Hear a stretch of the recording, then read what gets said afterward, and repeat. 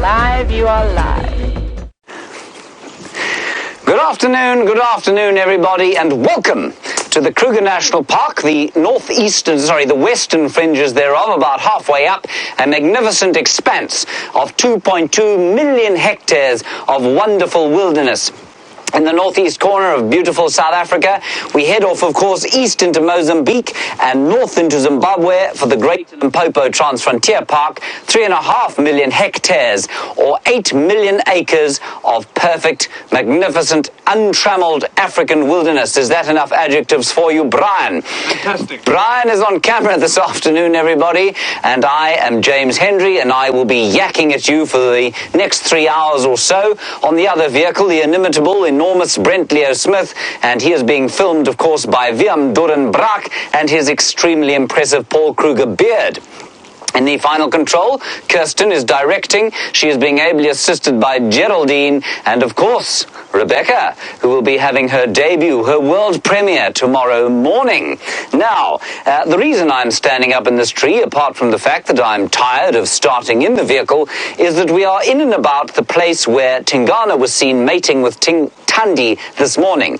Now, for those of you who are perhaps new viewers, those are two leopards that we know around here. One of them is 9 years old. Thandi, I'm not sure actually. I think she's about 9 as well.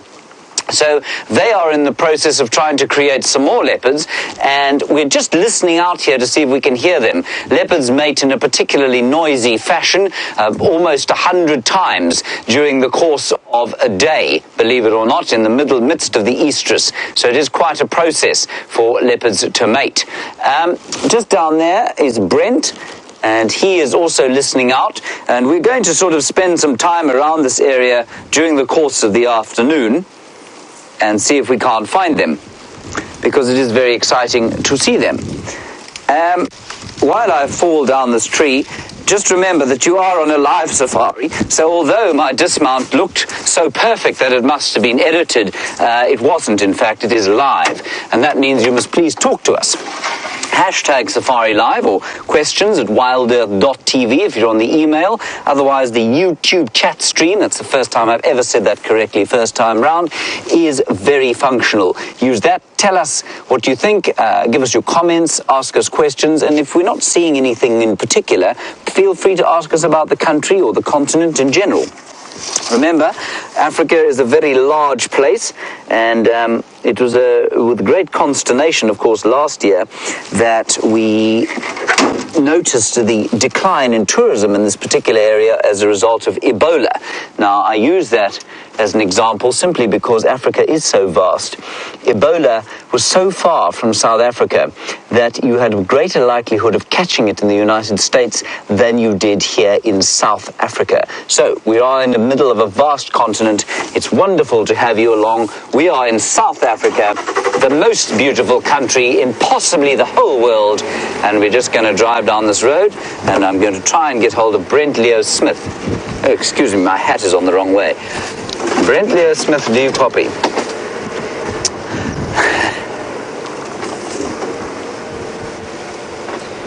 Right. I will tell you what Brent says.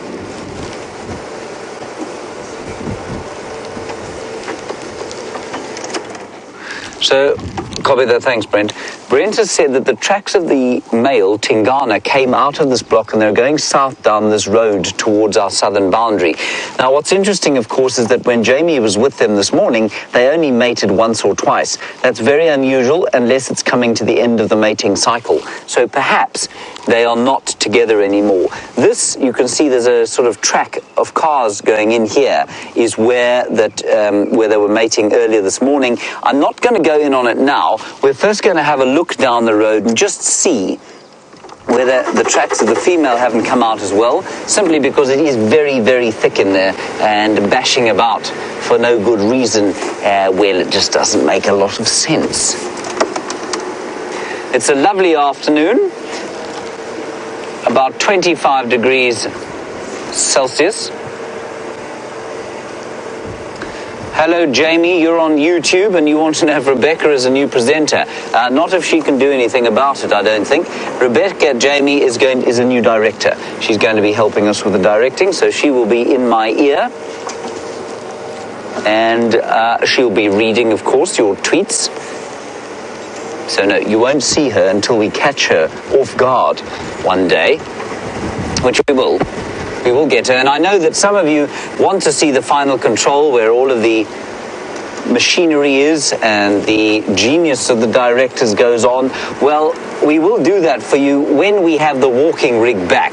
Now, the walking rig is not around at the moment, and so that's why I haven't taken you in there. I have promised to do it before, and I haven't done it simply because the walking rig has gone. Now, over here is where the vehicles came out this morning. An elephant bull has walked down the road here. You can perhaps see his tracks there, just on the road. I will use this very clever technique of pointing into the screen. There you are.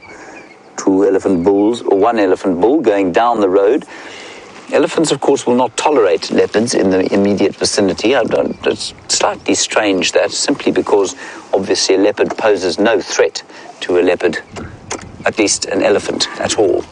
Okay, let's carry on down here. No, in fact, Brent turned around there. We're going to have a brief look inside the block here and see if the female isn't around. But like I say, it is quite thick in there, and if she's actually out of her territory now. She's actually in the middle, basically, of the border between Shadow and, which is her sister, and Karula, which is her mother's territories, and so she will probably head south down that way once she has finished mating. And if what Brent says is correct, then she probably has finished mating at this stage. So let's see what happens. All right, let's go across to Brent, get an update from him. He'll tell you about Tingana's tracks. I'm going to have a quick look in here, and I'll keep you updated when you get back. Welcome to the Sunset Safari. My name is Brent Leo Smith. I have Vim on camera, and we're in search of mating leopards. So I'm working in the same area as James for now. We're trying to just make sure that we find them.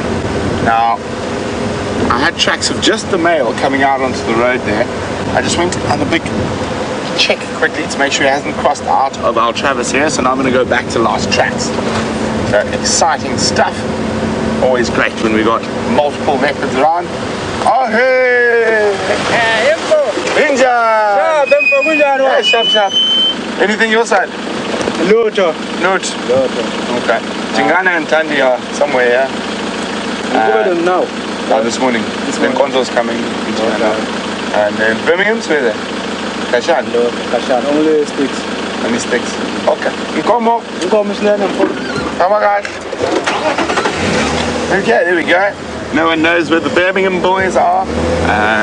They could be in Torchwood or Buffelshoek, but only the Styx lionesses have been seen on Little Gowrie.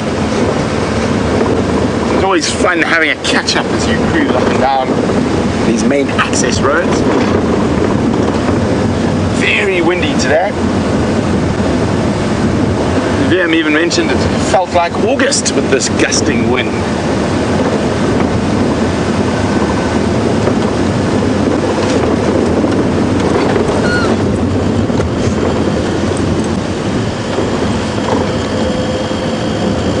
So, exciting prospect. We're going to head straight back into Djuma now. Get off this bumpy boundary road.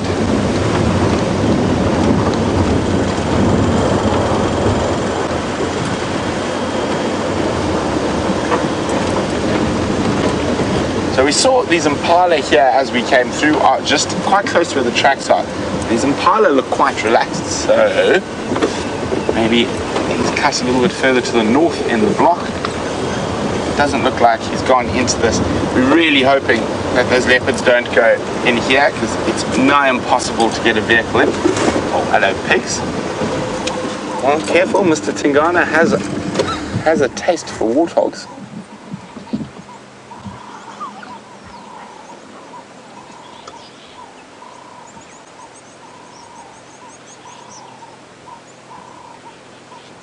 Munchty munch.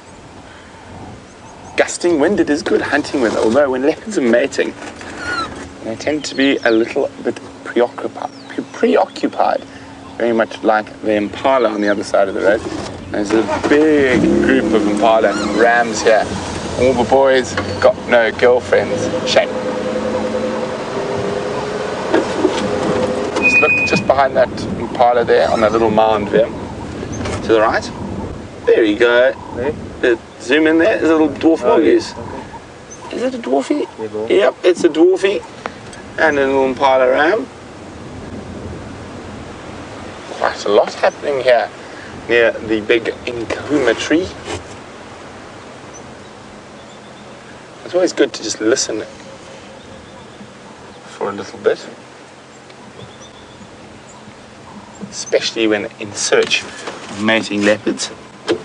Although with this wind this afternoon, it will make it a little tricky to pinpoint that audio.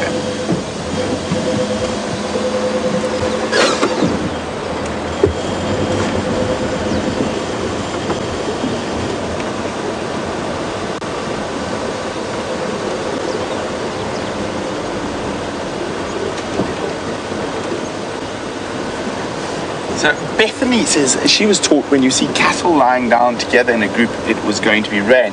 Have I noticed any rain predicting weather? Oh, animal behavior. Now, the best one, Bethany, is the tortoises. If you see the tortoises marching around on a hot day, there's a good chance they know that the rain is already on its way. The tortoise is the best one to predict. And also, when it comes the end of the dry season, almost the day you see your first tortoises, multiple tortoises wandering around, is the day the first rains are coming. So where you were with those leopards and Jamie was in here, and the track comes out onto the road just up ahead here. I'm trying to see exactly where he pops off the road.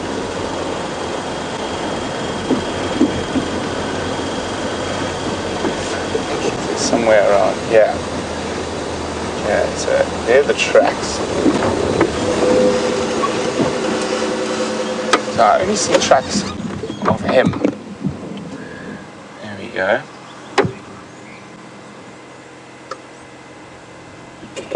Let's just turn the vehicle around.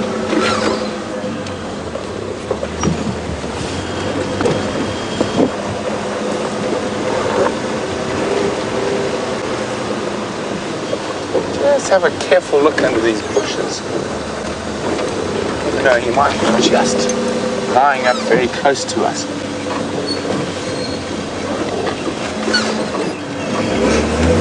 Are we behind us there, Ben? Yeah, a little bit. Not a meter.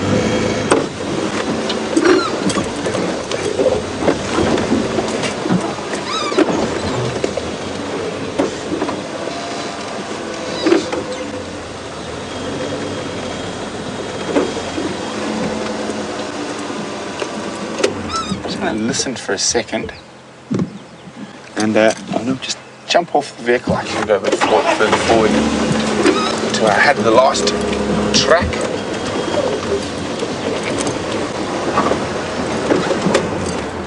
And if you see me scrape my back leg, it means I'm marking a track. Binoculars, binoculars, binoculars. Oh, just use the camera. Nope, termite mound. Okay, let's have a quick look.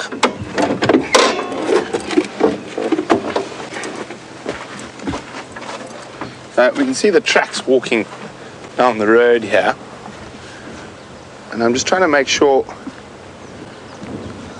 that he's gone off this way, deeper into Djuma, rather than off this way, which will make it a little bit more challenging for us to track.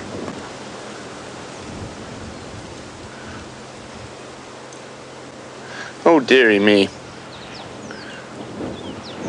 That's the female now. So both of them have come through here. They haven't crossed out on the main access road.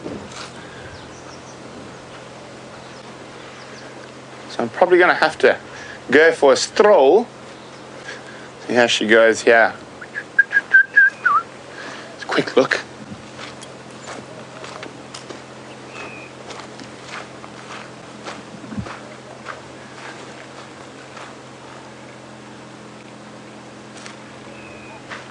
Just always be careful walking in this type of wind, because your hearing is not as good, their hearing is not as good, and you don't want to give them a big surprise. And just pop my ears in quickly. I think probably going to have to go for a little stroll to find them.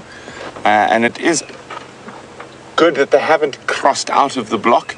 So I'm going to go for a little walk. And while we do that, let's go jump back on board with Commander Bond. Now, I know you've just been with Brent Leo Smith, but I'm going to hail him on the radio because he says he has obviously male and female tracks there. Brian, are those extensions of a termite mound under that way? Brent, do you copy, Brent? You see what I'm looking at?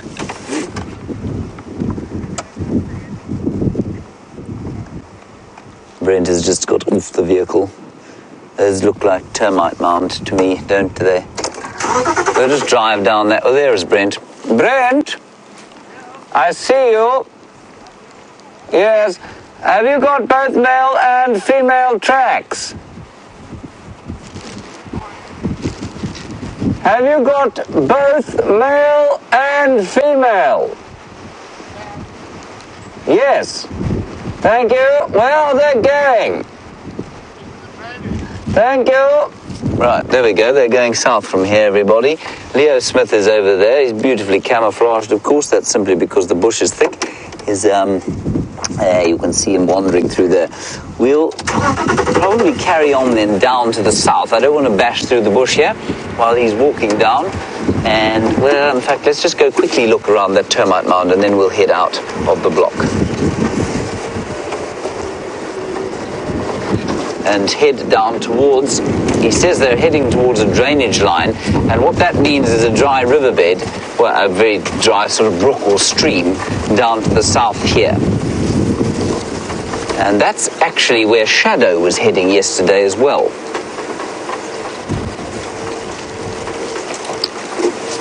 So we'll just have a quick look around this termite mound, simply because I saw a piece of termite mound that looked like a leopard. I know in my heart of hearts it is not a leopard, but I can't stop myself going to have a look.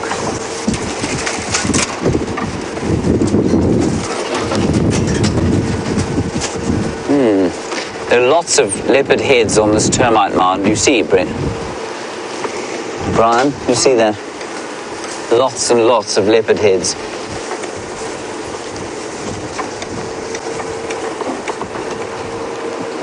All right, well, we'll head out of the block now, I think, somehow. It was a very large stick that I managed to hit. Leo Smith is just in here. I'm sure he's hiding from us at this stage. Watching the aerial.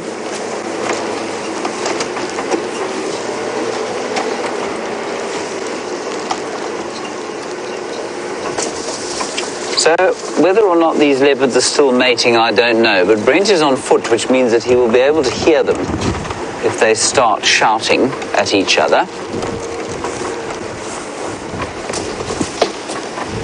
And we will spot them, of course, if they are around.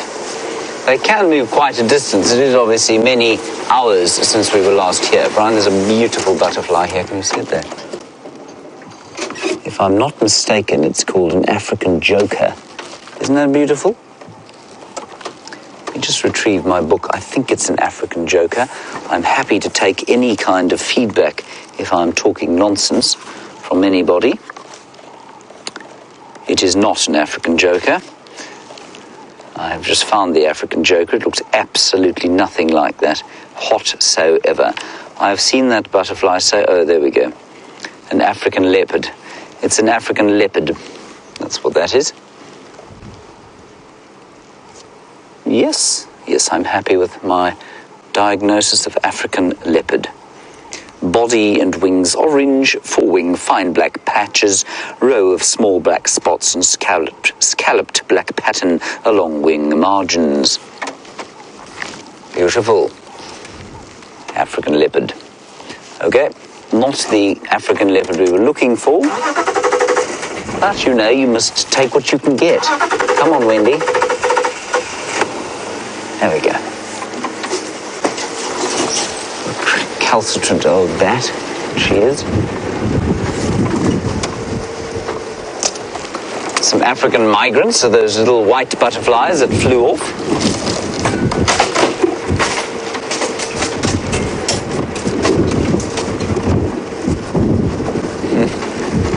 Hello, Kruger guy.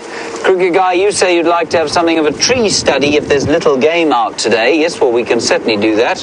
Kruger guy, we can give you the most common trees. And in this particular area, going down towards a drainage line, the most common tree is going to be a Combretum apiculatum, or red bush willow tree, and also these silver cluster leaves. It's a silver cluster leaf. What I'm going to do is just turn off here and let's have a listen.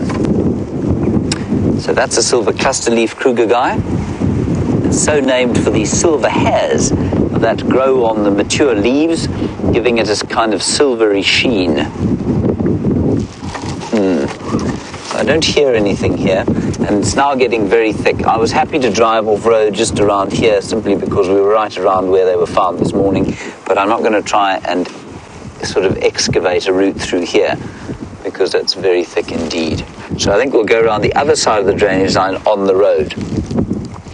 Then another one to look out for, of course, Kruger guy, and that's not a particularly good example, is a leadwood. Leadwood, very famous South African tree, or African tree, so called because it's so dense that the wood will sink. It is denser than water, so it weighs, or its density is about 1,100 kilograms per cubic meter. Water's density is 1,000 kilograms per cubic meter. Do not ask me what that is in the imperial system, because it is far too difficult to work out. But I guess it would be roughly 2,200 pounds per 3 foot 3 squared.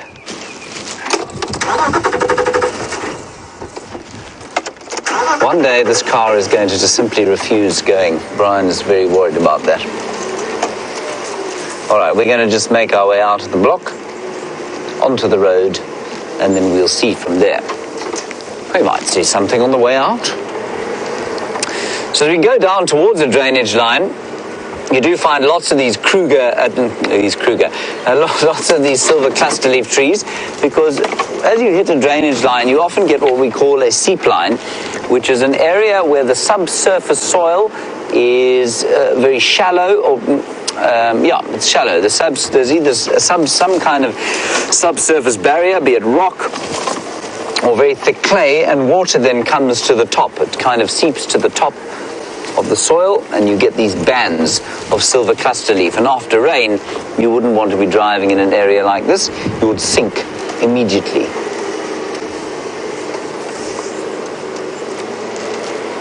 And these silver cluster leaves are obviously exciting the African migrants. That's these white butterflies, or sort of minty green butterflies. There's one there on the front, just flying around there. Minty green African migrant butterflies. They are now very camera shy, of course, obviously. I'll just show you the silver hairs on the leaf while we have the sun behind us. So there you can possibly see, once Brian's shown you the African migrant. Have you got migrants there? Oh, Brian, you're a genius. It's not eating a silver cluster leaf, is it? No, it's feeding on a flower. It looks like no, it's not a wild sesame. It's a fairly indistinct flower. Fairly indistinct white and green flower. Now, what it will be doing is eating the nectar in the flower there, sticking its long proboscis inside. And I mean, how that little butterfly manages to fly so accurately in an area where there is so much wind at the moment is quite beyond me. Lots and lots of them. They really are very beautiful. Minty green. So here's the silver cluster leaf, and as I sort of tilt it towards the light and away from the light, you can see the color changing from a sort of bright green to a silverish green, sort of. Let's try this side. No, this looks green, doesn't it, Brian? Anyway, it has got silver hairs on it, I promise. Come on, Wendy. Your trials of life are certainly not over yet. Many more hours we need you.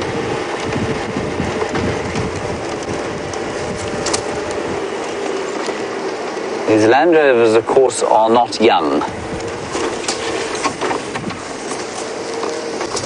Oh, Aaron, you were obviously watching yesterday when we discovered that the burrow of Pinchy Whiner the crab has been lain upon by a buffalo.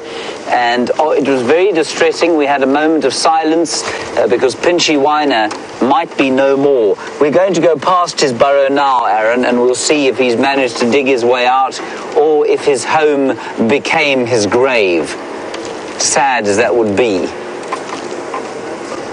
Poor old Pinchy Whiner. Pinchy Whiner, everybody, is a freshwater crab that lived here, so named because he was discovered by Mark Whiner and identified by Mark, a very, very skilled naturalist is Mark Whiner, and then named by Scott just before he left. And he thought, well, Pinchy is obviously a very good name for a crab, and Whiner is a very good surname for a crab if you were discovered by Mark Whiner. And therefore Pinchy Whiner, of course, is possibly the most epic name a crab has ever had. Pinchy Whiner. I laugh every time I hear that because I hear Scott's voice. It's very amusing. Anyway, we're sort of heading towards Pinchy Whiner's old domain.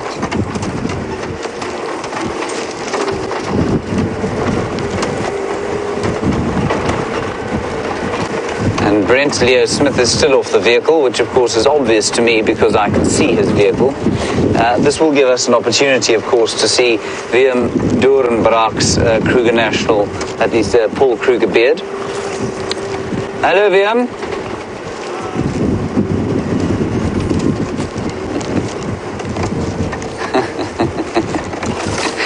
Thank you, Ellen. I believe you posted a picture of Paul Kruger on the Safari Live Twitter. That's very good. Liam? Yes. Liam, are you going to shave your beard into the Paul Kruger style? Yes, give me your shaver. Okay. I am going to give Liam my shaver this evening, and by tomorrow morning he will look like Paul Kruger. He will, of course, have to remove his hat and plaster his hair onto his forehead with some kind of engine grease. My last drive. Your last drive. Wonderful. Okay, Liam is going on leave tomorrow, everybody. That's why he's looking so relaxed. Bye, Liam. Bye, Liam. All right, let's go and see a little bit further south. That's the direction in which we're heading now. That's south. I think I may have bypassed Pinchy Whiner's nest, unfortunately. We're pulling a passenger, are we?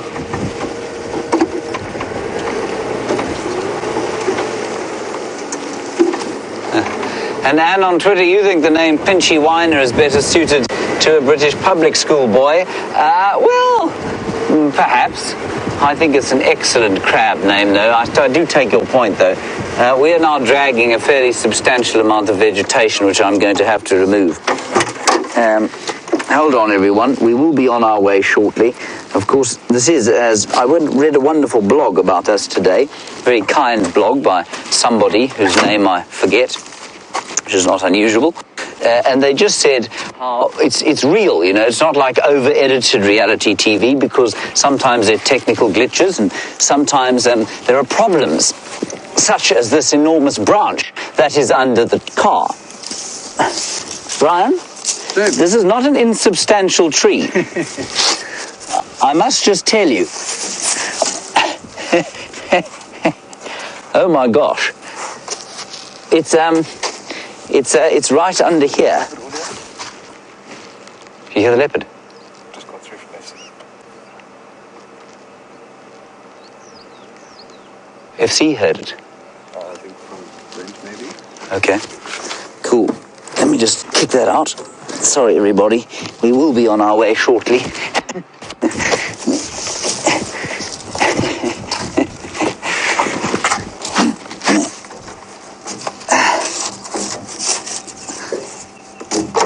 Okay. Okay, here we go. It's out now. It's almost out.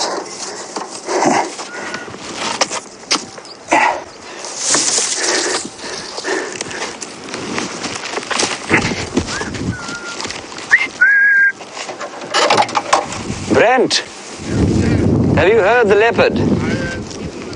You've seen the leopard? Well done. Is it very thicket? Okay. Well done. Did they chase you? No, they didn't. Oh, well, that's a relief. But you know these animals that are called the loved one? And yes. Stuff, they tend to come out of bushes like very fast. Yes. Fortunately, they didn't see me. But oh, good. But they are in there. Just here. Probably all right. 80 meters. Do you mind if I make my way in there? Go in and see if we give you a hand. Okay. Well done. Well done. Good job. This is excellent news. How on earth did Final Control know about that? Right. Viam told him. Viam obviously heard them calling while I was yakking away incoherently about the log under the car. Here's the saffron tree.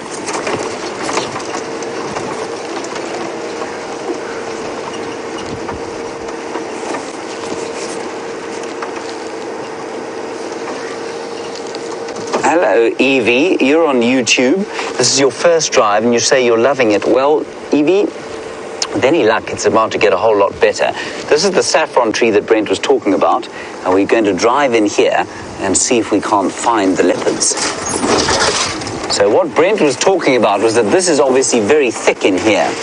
You can see, you can imagine if you were walking through here trying to see a leopard, it would not be an easy task.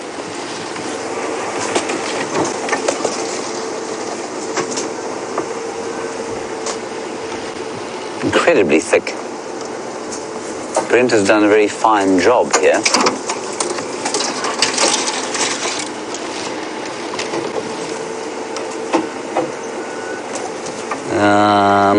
Right.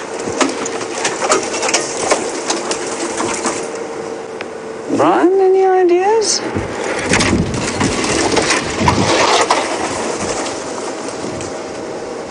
Let's just switch off and listen.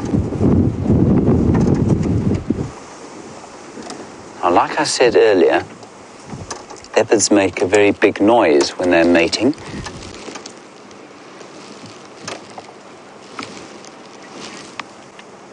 So Brenty is going to drive back in here and give us a hand, because he obviously saw exactly where they were.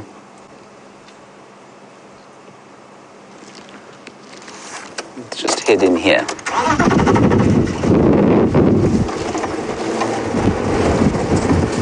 Kind of feel it only fair if he gets to see them first, but on the off chance that they move, I think we should try anyway.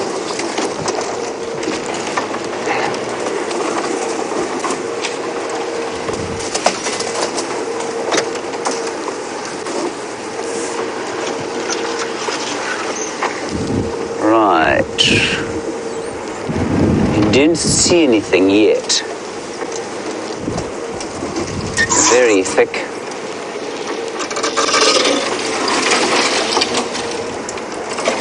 So please don't worry about the trees, everybody. I know it can sometimes seem that this is a bit sort of aggressive amongst the bushes, but we are in a big thicket and most of these trees will pop up straight behind us. You got them? Brent says they're in this area here. I think let's hand you over to Brent, because I think he knows exactly where they are. So Kirsten, tell Brent we'll hand over to him and he can take you in there.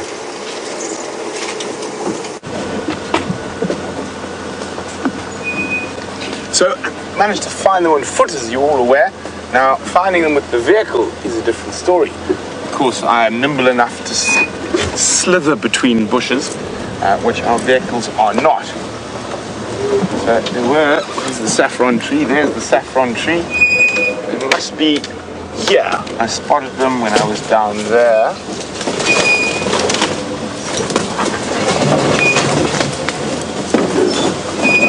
Now, they could have moved slightly. They didn't see me, fortunately.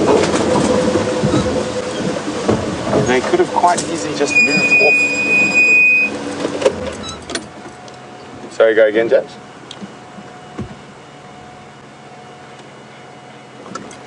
Copy, well done. So James has just heard them. He hasn't had a visual. We're just up ahead of us here, so we're going to go around. Now, it's really useful having both of us here because of the nature of these thickets we're dealing with at the moment.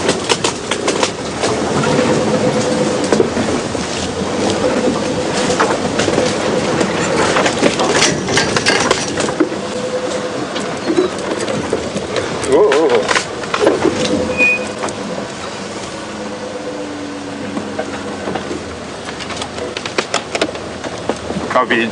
I think I should try and get onto the other side of the drainage.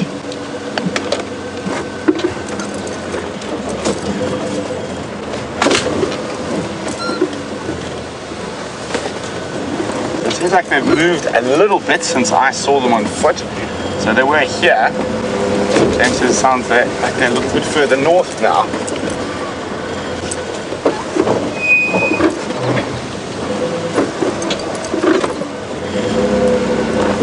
Exciting times nonetheless in search of leopards.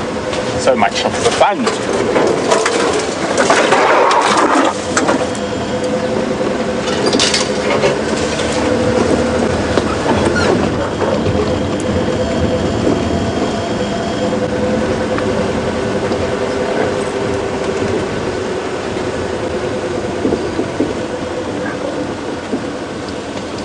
Okay, over to James. They're just in front of us and they've found them. There she is, everybody. There's the female. I can hear the male growling. She's going to look for him. He's in the thicket. He's right here. He's right here. Yeah, they're going to mate again. They're going to mate. Oh, wow.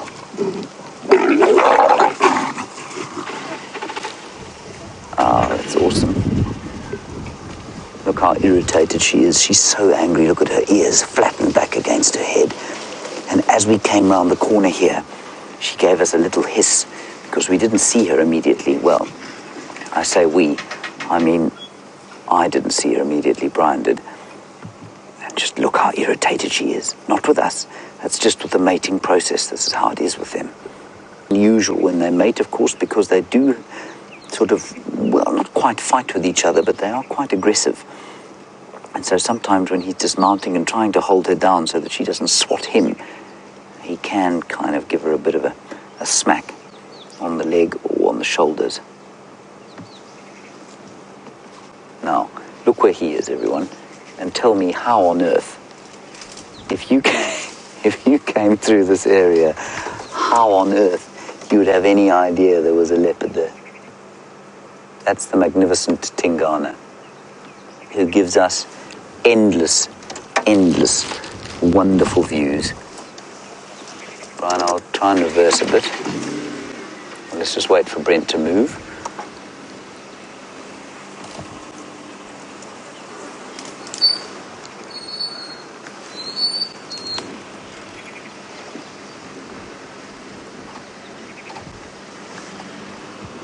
So Brent's going to get a decent view of Tingana now. He's right next to Tingana.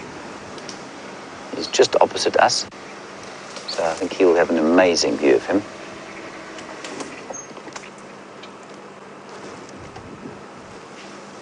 That's fantastic. Isn't that beautiful?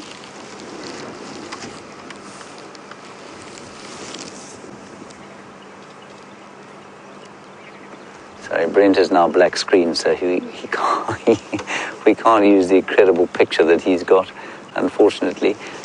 What I'm going to do, I'm going to reverse a little bit back because I think he's out in the open, so we'll get a decent view of him. That's Thandi. Oh, look at her. Oh, Sometimes do wish I had an enormous lens like Brent's.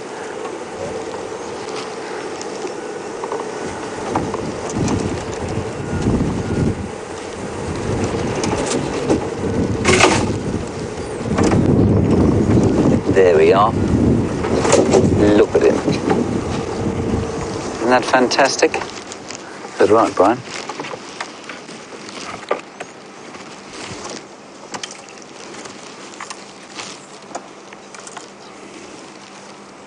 Isn't that stunning? So that is the wonderful Tingana, dominant male lecker of this area. So I know that some of you have been or are watching for the very first time. And this is Tingana, who provides the bulk of our male leopard viewing. Now, the best way to identify him is to look at his, other than his very obvious magnificent size, is his spot pattern just above the whiskers. And Tingana has a spot pattern that is 5-5. He's got 5 spots left and 5 spots right. They're actually quite a complicated arrangement. I think it's best just enjoy him for now. I'll draw those for you when we've finished with the sighting, because it's quite difficult to see from here. So on the left or his right, he's got 4 and then 1 on top. And then battery or putting one in something. Brent, what are you doing? Oh, I see, it's for the VR rig.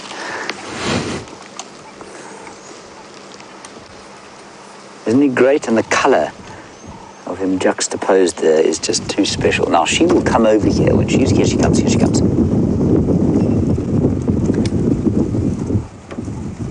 This is fantastic. Look at this. We're just going to be very quiet.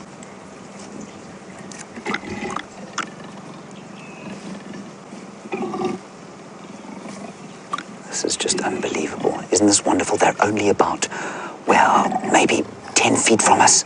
Just listen.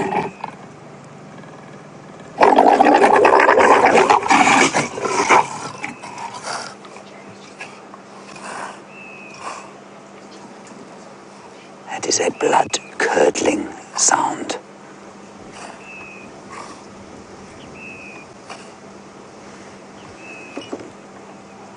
Isn't that unbelievable, everyone?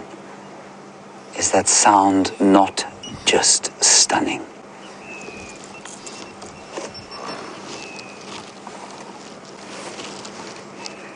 Sorry, the game drive radio is going ballistic in my ear.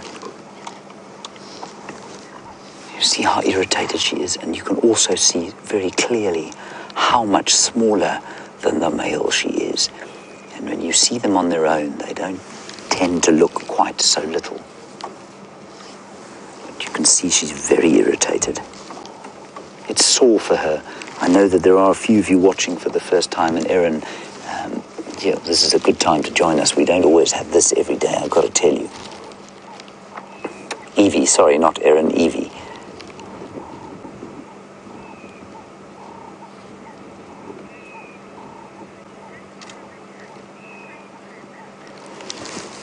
And JD, you want to know if Thandi has a scrape or scratch on her back?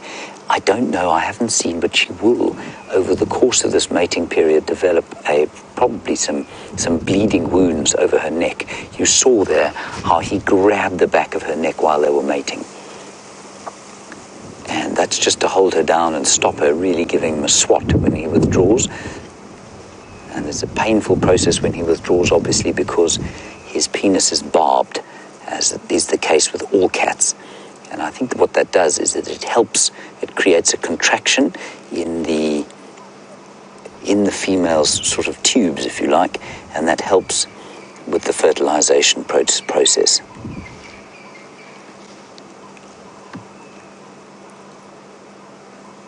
It's so wonderful to have them to ourselves like this, out in the open. Poor Jamie had them in a massive thicket this morning, and now they're right out in the open. And that colour, they're lying on sedges, beautiful kind of verdant, soft sedges. It looks like the most wonderful bed to lie on.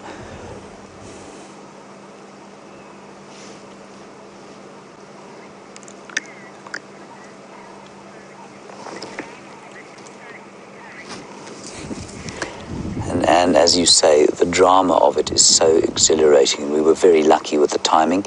Very lucky. Brent found them on foot first. Now look at her foot. There. Can you see on the foot there, Brian? She's got a nasty injury there. Now, I suspect quite strongly that is from the claws of Tingana. In fact, it looks like a slice straight across the pad there. That looks like a quite nasty wound. And that will be, I suspect, quite strongly from the fighting that they've been doing while they've been mating. She is just stunning.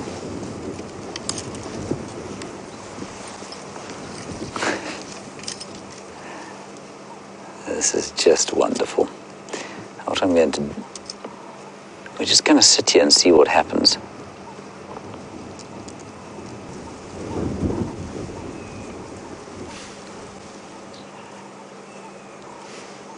With Paul Kruger.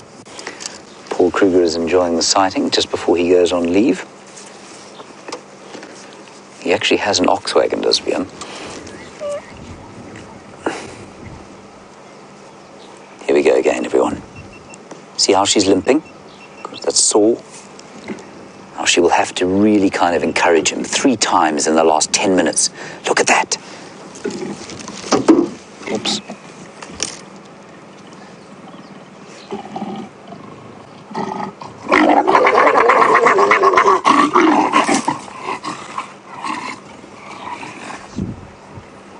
Just so wonderful. We are so lucky. And look how her face turns from sort of beautiful cat to terrifying vicious. You can imagine that sound charging at you. Blood curdling.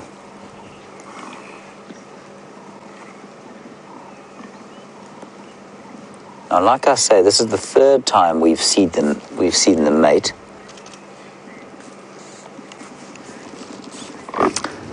Now, Gracie, you're in Ohio, as we know, and Gracie, you want to know if it's a baby leopard. No, Gracie, it's not. It's just a very small female. Well, it's actually a pretty average-sized female, Gracie, but as you will see when you keep watching the safaris, the males are much bigger than the females.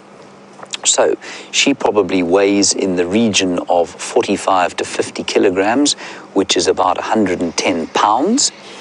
And he probably weighs in the region of 70 to 75 kilograms, I would say.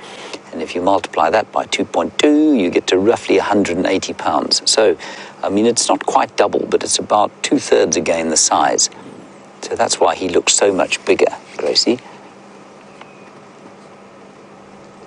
He's also quite pale. I haven't noticed that before. He's quite a pale-coloured fellow. And she is also, I mean, the family of Karula, Shadow, and Thandi are not known for their kind of golden colour. They're much more yellow leopards than they are gold. And the recently deceased Kwatile was an example of a tremendously golden leopard. Brian, would it help you if I reversed back very slightly? I'm just going to reverse slightly. I want to do this before Thandi's desires are further awakened, just so that we are stationary when she moves again.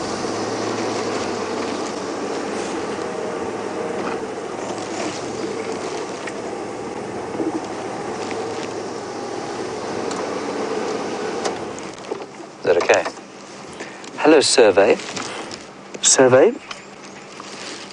A very valid question at this time. How long is their gestation period? Survey, their gestation period is 110 days, roughly. So just under 4 months, 3.5 months. It will vary, obviously, just a little bit, as it does with human beings. But that's basically what the gestation period is. And she will then give birth, as has her mother and sister very recently, 2 months ago in the case of her mother, and 1 month ago in the case of her sister. And they will give birth in a sort of secluded den Now, it's not quite as brilliantly secluded as, say, for the hyenas or the wild dogs.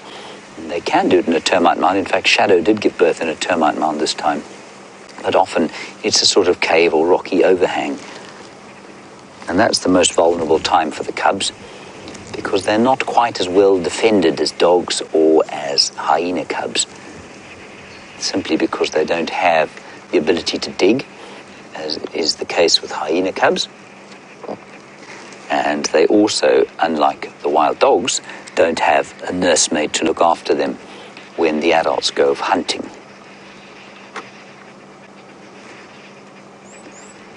Now, Brent Leo Smith, of course, has got a 400mm lens on the end of his camera, which means that he will be able to take a picture of one spot of Tingana. So if they do mate again, I suspect he will take some spectacular photographs, which I would encourage you to ask him to produce very quickly.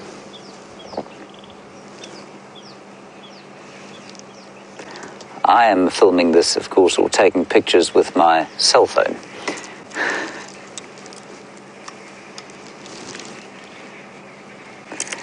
Hello, kitty, kitty, bang, bang. Kitty, kitty, bang, bang, you want to know? Sorry.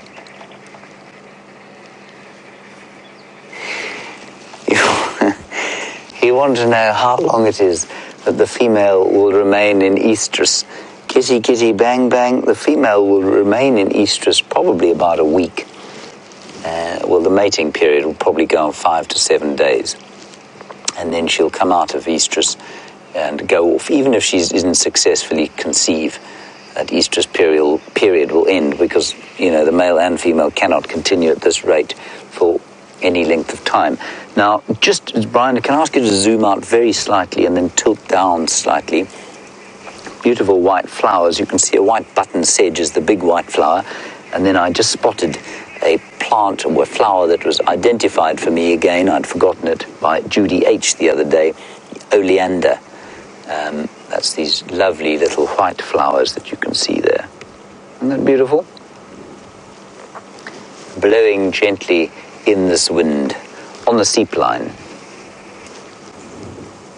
And they grow in this very kind of inundated soil. Thank you, Brian.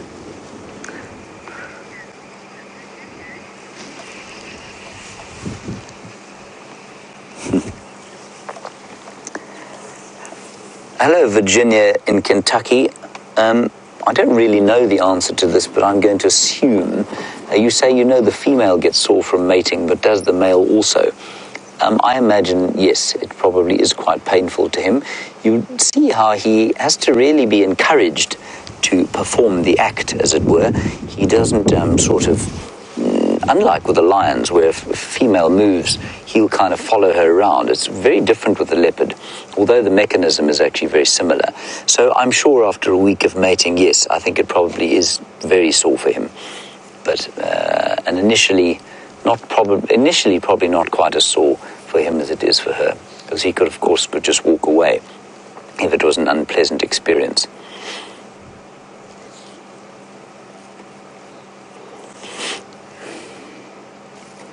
And it's an interesting one that, and to think about the drivers that make mammals of different sexes want to mate. The end result, the end goal from a genetic point of view is the same, and that is to produce a genetic legacy or to produce offspring. You can see the light coming out now, beautiful colors coming. But from a male point of view, of course, there's no risk. But from a female point of view, there is a lot of risk involved. So she has to go through the expensive or nutritionally and physiologically expensive process of pregnancy, and then giving birth, and then lactating and looking after the cub, where of course he doesn't have to worry about any of that. He's just got to go. I mean, his sole role in this whole thing is to do what he's doing now. And I think what that means is that for the male, it is, there's no thought about that. Well, I mean, there's no conscious thought in her part either. But there is a hormonal kind of change in her that will not be the same for him, where she is driven to this kind of motherhood. And I think he's basically, He's pleasure-seeking. That's the only reason he's hanging around here. Excuse me. I think you'll find that's quite similar with a lot of males. I don't know if I'm expressing myself clearly enough here, but he won't be feeling any kind of paternal drivers at the moment, or ever. His drive to breed is driven purely, probably, or largely by pleasure, and that in turn will produce his genetic legacy. Whereas for a female, that is very different.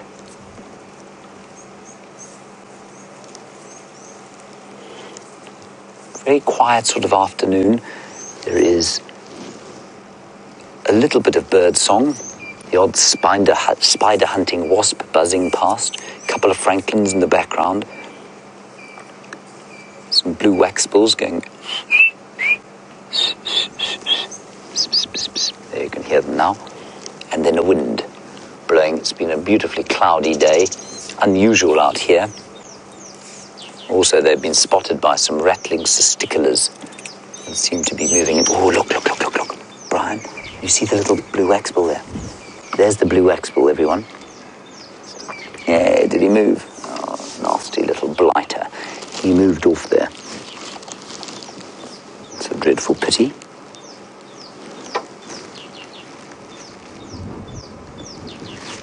Right, well, it doesn't seem to me that there's a great deal going on here. I think we'll sit here definitely for the next little while. There's no real point in moving on when we have two beautiful leopards in view.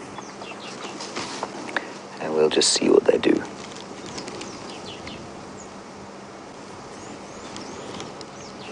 There are also some yellow flowers around here while we wait for them. I don't know what those are. I'm going to ask Brent Leo Smith if he knows what they are. Brent Leo Smith? Do you know what those yellow flowers are? He's frantically looking through a book, I think. I don't know what they are.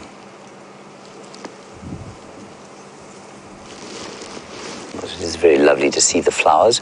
And then we have a what? I'm not sure. Okay. Brent, he doesn't know. He's got a wonderful book, though.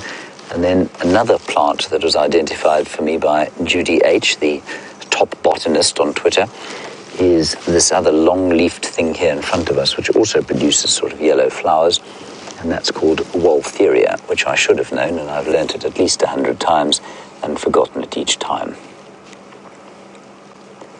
Thank you, Judy, if you're watching.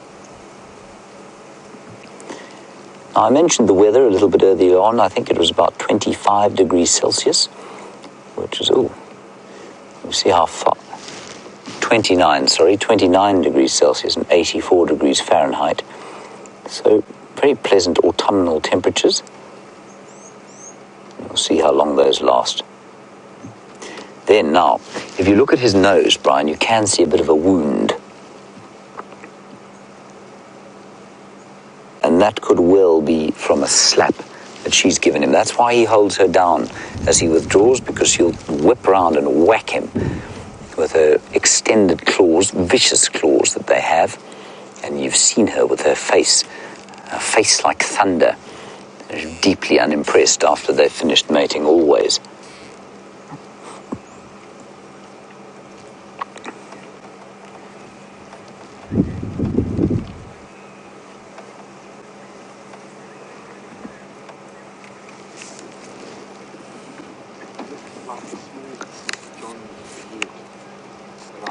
Now, Dolly, a very good question from you. You want to know about how on earth he would find a female who wanted to mate with him again, given that they don't live close to each other. Dolly, it's mainly through smell, and she will actually seek him out rather than the other way around. So what will happen, she'll come into estrus, she'll urinate, and that will, if he comes across that, it will be very obvious to him that she is in estrus. He's able to sense that. But she will also seek the male out. And so where he marks his territory, she will smell, and she will then follow that scent. She'll also call, and that will attract him, and they'll meet up. And this is what ensues, basically. What was that, Brent? One of the warts, the family is WRTS. One of them, I'm not 100%. Okay, so Brenty reckons that yellow flowers from the wart family. It's a distinctly unattractive name for a flower.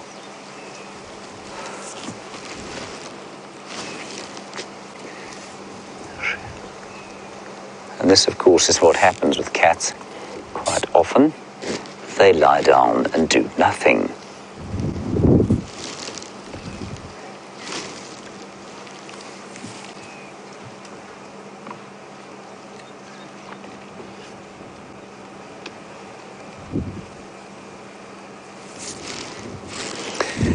So Sandy, a very good question, because we've seen that the females who come into estrus in this area will often mate with more than one male. And you say, well, you know, if she's with him all the time until, you know, the whole estrus cycle, when does she ever find time to go and mate with another male? Sandy, I think what you'll find is, it's a very good question, one I actually haven't thought about, but I think what you'll find is that they will go into estrus, she'll mate with a male like this, and if she doesn't fall pregnant, it's quite likely that she'll then, you know, could seek out another male. It's also possible, and I don't know if this is the case or not, that she will spend 5 days or so with a male like this, not complete her estrus cycle, and move on and try and find another male if he's around the place. So you also might find, Sandy, that the estrus cycle or the mating cycle lasts longer than it takes for her to conceive. So she might conceive now, for example, not realize it, and still seek out other males in the area to mate with. And what Sandy means, everybody, is that we have an idea that they mate with different males in order to confuse the males or con them into thinking that they have born cubs, because of course one of the leading killers of leopard cubs is other male leopards, and that practice of infanticide is a major killer of all mammal youngsters, even human beings until fairly recently. And I think it's just a fascinating subject that we don't know about. We're never actually 100% sure as to who the father of the cubs are.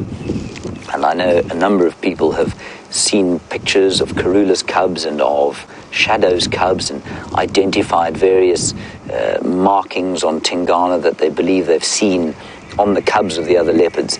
I'm always slightly suspicious of that. I'm just not convinced that we're able to do that.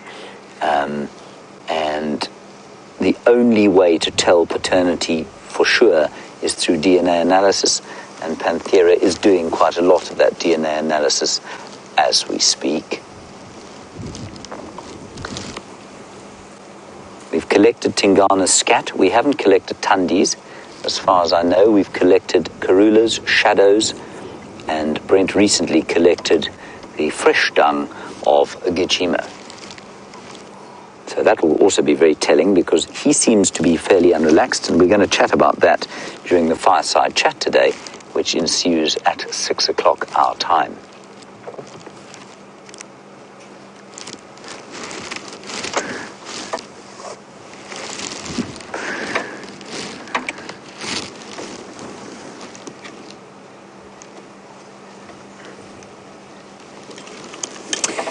Canada, Keith, that's an interesting one, and I mean, maybe we can hand this across to some of our female viewers who've perhaps had babies, because I suspect that the sensation is fairly similar. You want to know how it is that a female knows she's pregnant or not. Well, when a female becomes pregnant, of course, the hormone progesterone is produced in quite large volumes, and I suspect that creates a mental change, which in turn, you know, I'm sure it makes all sorts of changes inside a female's body, and the same with a leopard. But her need to mate, certainly with a leopard, will disappear almost entirely. And so I don't know, I mean, whether she registers or not that she's pregnant, I'm not sure. I think it's probably highly unlikely. I don't think there's a process of thinking, oh, there's a little one on the way. It just kind of happens. And of course, unlike with, say, a human being, estrus here is not disguised. So, I mean, I know this is sometimes quite difficult for some people to hear simply because we're talking about humans as animals, which, I mean, at the end of the day, we are. But estrus in a human being is disguised, so we never know when if you go back to a Stone Age society, you would never know whether a female was receptive or ready to have a child or ready to conceive or not. Look at him rolling over there. But with a leopard, she's advertising it. She's showing that she's in estrus and showing that she's ready to mate, same as it is with a baboon or something like that. And so when she comes out of estrus, of course, it's normally because she's pregnant or because the mating cycle hasn't worked. And she'll then come into estrus again very soon and she'll advertise that fact. The light is just absolutely stunning now. The sun has come out from behind the thick clouds. The doves are calling. The leopards are resting on a bed of beautiful green sedges.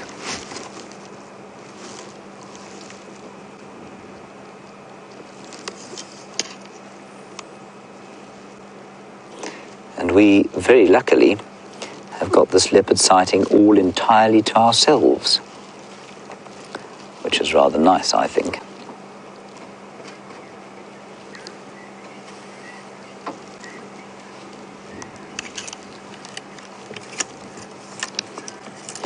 Hello, Ivan, all the way from Serbia. Ivan, an interesting question from you about how many cubs a leopard can have. Well, you'll read in the textbooks potentially 6, but I think I've certainly never seen that. I have heard of 4, but that's extremely rare as well. 3 and 2 are much more common, sometimes 1. And Brent Leo Smith says it has happened that there have been 8 in captivity before. So, but out here in the wild, 2 and 3 would be the most common numbers. Of course, they may give birth to more, and then they'll die almost immediately.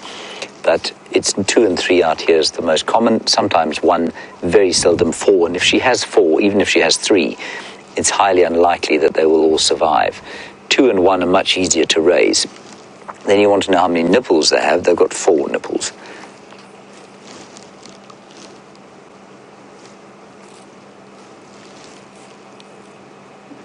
And they're what we call, I've forgotten the term for them actually, but they're exactly where they would be on a house cat, underneath the belly.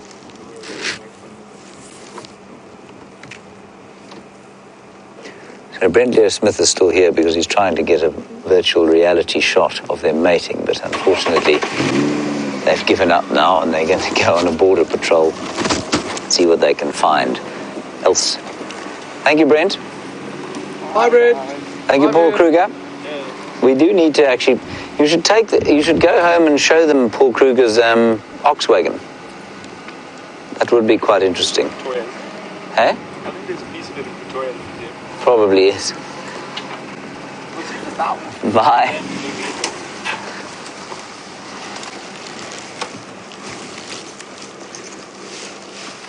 I'm not joking about VM's ox wagon. He's got this ancient sort of caravan thing. Let's move a bit.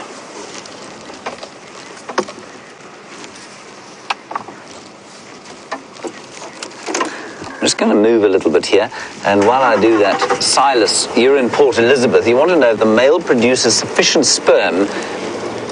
Sorry, Charlotte, not Silas. Silas is a character from the Da Vinci Code, an albino monk. Charlotte, you're in Port Elizabeth, and you want to know if a male can produce sufficient sperm for each copulation to produce sort of an effective mating. Charlotte, the short answer to that, of course, is that a male ejaculation produces millions and millions of sperm. And only one of those is required to fertilize the egg. So even if he produces 3 or 4, that's going to be, in theory, insufficient. I'm sure at the beginning of the cycle that there's a lot more in the ejaculate than there is at the end, but I also think that it probably stays up there for a while. I don't think that it all sort of comes out, if you know what I mean. So while I've no doubt at the end there's probably less, maybe the process of mating creates a physiological response in him that makes him produce more. That's also possible. But I don't know. It's difficult to say whether every single mating would produce enough sperm. But I think because you only need one per fertilization, it's possible. There you can see them in sweet repose under the bush there.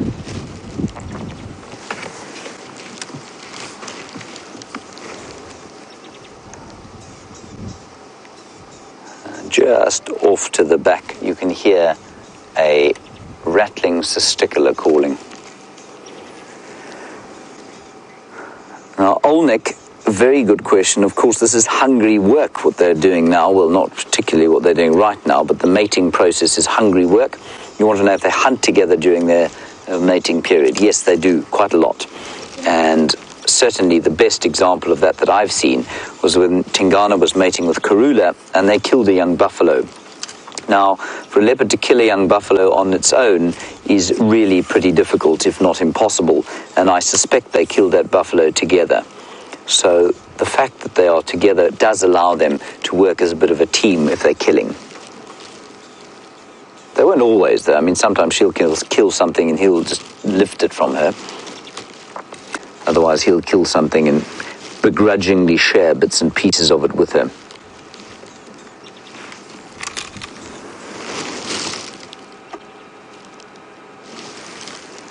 Anyway, like you can see, they don't seem to be doing a great deal at the moment.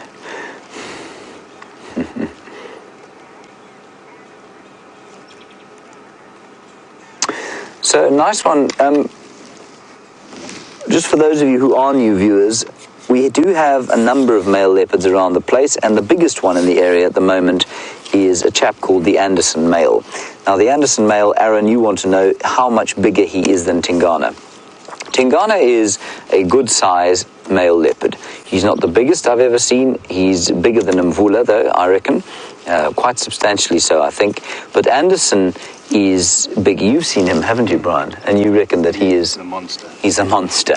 So the heaviest male leopard of this area is a male leopard called Tyson down in the south of the Sabi Sands. They've actually weighed him. They had to dart him, and they have weighed him. And I think he came in at 93 kilograms. Now, that in pounds is about 205, 200 pounds or so.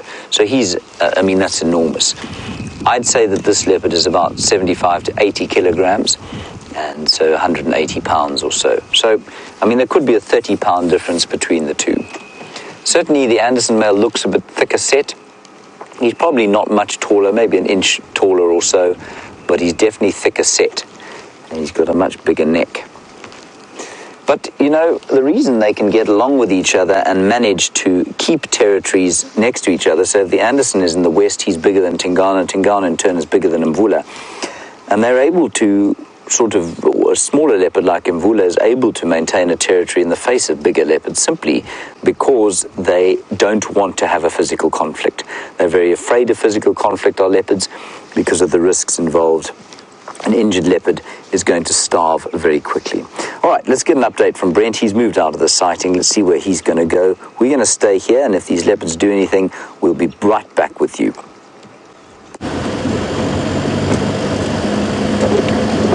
Hi guys, it feels like I haven't seen you in a while, even though I was right there. Isn't that awesome to have those leopards? And always fun to go find them on foot. One of my favorite things to do, track big cats. So I heard a rumor that there was elephants on their way into Djuma, and I do feel like I haven't seen many elephants in the last, today. So sounds like a nice, really big herd. So I'm going to go see if we can catch up with them.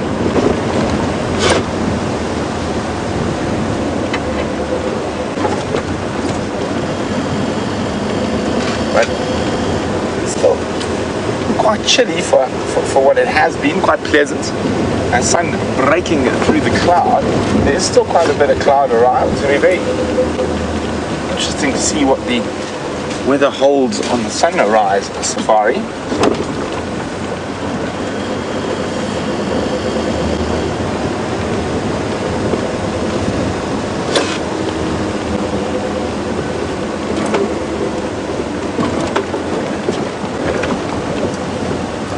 wonder if anything's out in the open on the vast Impala plain.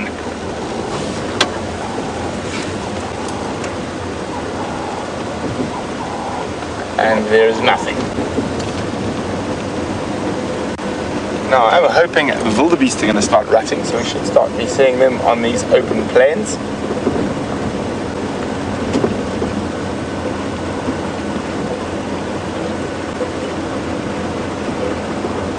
So survey is wondering if we can describe the smell of the bush. Well, it's been incredibly windy, and I'm going to be able to just show you quickly. There's incredible haze. All the dust that's been kicked up during the day. So very, very hazy. So it actually smells a lot like dust at the moment. So how would you describe dust, Jim? Light. It's a sort of a light, but it's a very earthy smell, a very sandy smell. Like Kruger. It smells like Kruger, yes. It smells like the low fault when it starts to get dry. But also every now and then, as we go past certain flowering plants, we happen to drive over a poor basil, or we drive over some aniseed, you get that burst of freshness, sort of licorice and basil. But generally at the moment today with this wind, it smells a lot like dust, dirt. Not dirty dirt though, good clean dirt we get out here.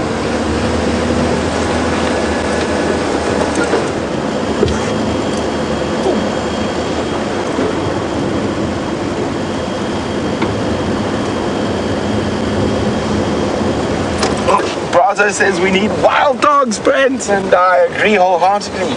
And if I had a track, I'd be on it, but unfortunately they are still far to the south of us. So hopefully they will be heading back at some point. Just remember now they are mating at the moment, and then we'll be searching for potential den sites. So I did hear the invested breakaways were in the Manioletti. They're quite far to the north, and the Sands pack was down near Skukuza in the Kruger.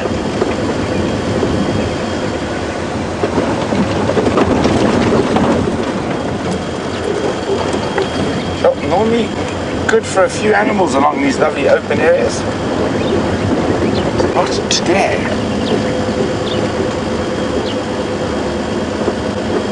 Hi Alana! Alana says she loves watching these safaris because at home in Scotland she's got 0 wild animals. Well, if I remember correctly, there's a few. You should have the odd roebuck, red deer, fallow deer, and of course you have some incredible salmon and trout fishing. Now here we go, we've got a bird who hasn't quite left the roost yet. Well, not the roost, but European bee-eaters. Quite a lot of the other migrants have already left. And we've got a couple of them darting up here. I know, sorry, they are being quite troublesome. There we go. Hawking for insects. That's that type of behavior. That's what it's called. So you'll find, whoa, there he goes. Awesome, well done there. So a lot of the oh, sorry, you're still going there, Vim. You're champion. A lot of the birds that feed on the wing like that, so not something like a roller that tends to perch and then go after something, but birds that feed on the wing, so swallows, swifts, bee eaters, etc. It's very, very strange. Well, not strange, it's actually very clever. They basically feed at different trophic levels in the air. So bee eaters will be quite low, just above the treetops, and then certain swallows also in that zone, and then but swifts, etc., higher, so they don't compete for the same resource.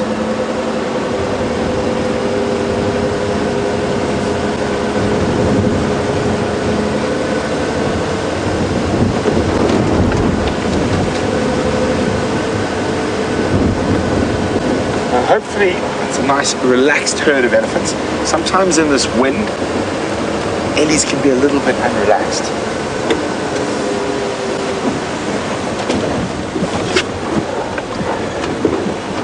How you doing, Dolly? Dolly's in Ontario, Canada. Dolly's wondering about the weather. something we ponder quite frequently. And Dolly would like to know, is there still any chance of any rain coming, or is it pretty much done? There's always a chance, Dolly, but I feel we're probably not going to get any significant rain. If we do get any rain, it might be a little drizzle, but I don't feel we're going to get any big rains. I think they're pretty much done. You can actually feel it in the air. Even when it's hot now, it's a very dry heat. We've lost all that humidity.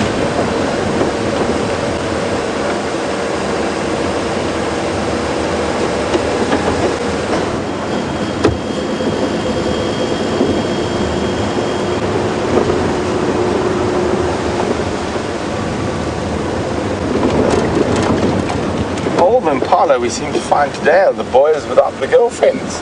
I wonder where all the girls are. Oh, it's quite pretty in that light. Very pretty antelope, the Impala.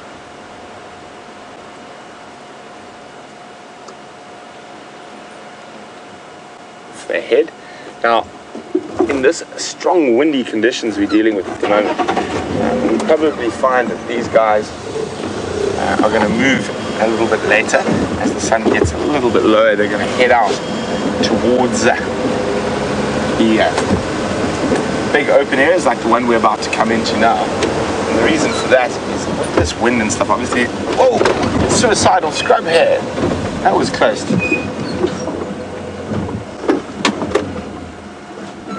Strange enough, I read a fascinating little folklore tale about a scrub hare today. And it's an old Bushman folklore.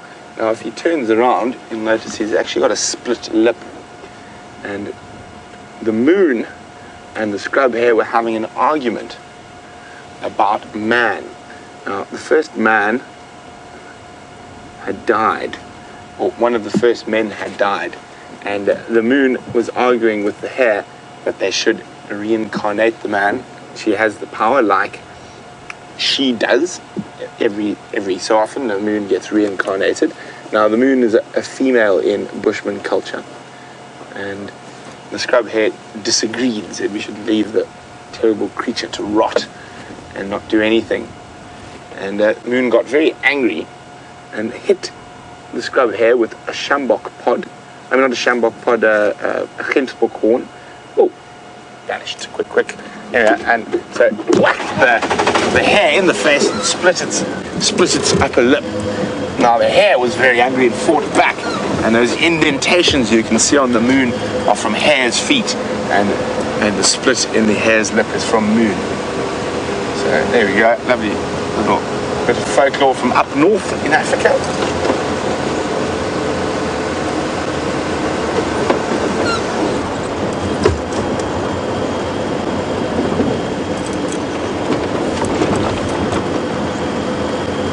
So those eddies might be popping out anywhere around here.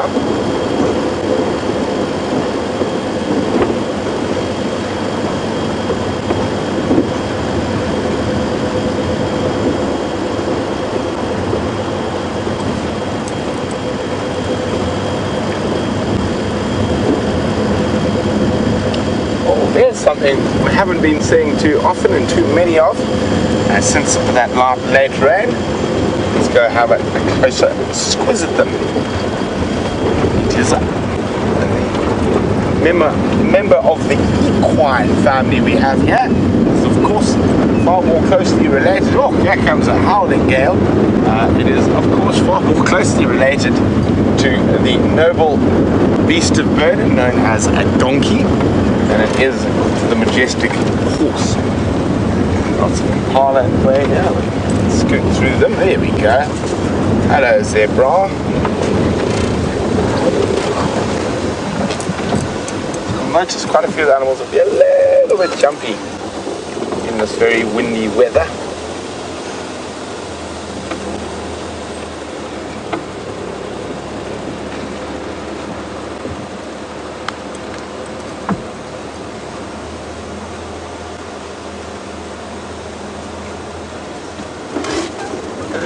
There's likely to be a few more spread. Have you got some more there, Vim?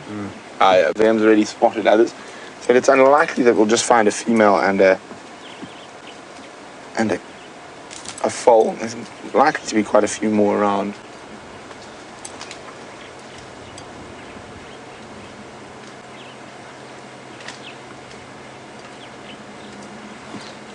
Oh, where are you guys disappearing to? You're off into the thickets now. There we go. Nice for him.